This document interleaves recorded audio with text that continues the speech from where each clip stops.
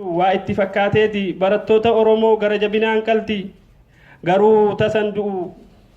tasan ta'u dhugaan cufan du'u hedduu taanee jirra kan bakka sin bu'u dhiigni keessan cobee akka qoosaan badu dhugaa ta'e akka ifa aduu ni ifa bakka cobetti diinirra ejjetu ibiddadha ishee guba boqonnaa ishee laatu har'anii ni keessan abiddatti ta'e akka isheen facaaste isheetti facahee dirree Oromiyaa bakka hunda gahee diina gubaa jira oliif gadi ka'e balleesse ajjeese kan isiin jechaa turte sabni akka hin duune hubachuu wallaalte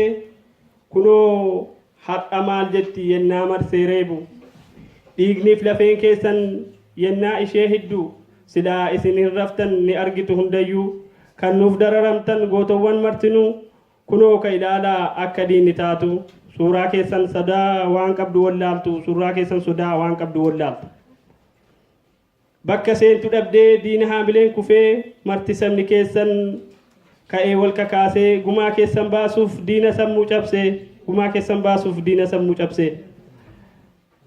somni ishee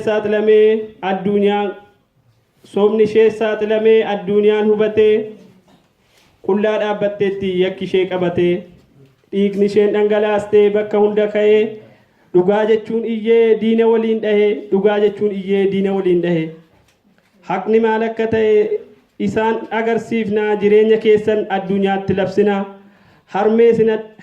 isin deessee daran gammachiifna Oromiyaa bal'oo bilisani baafna Oromiyaa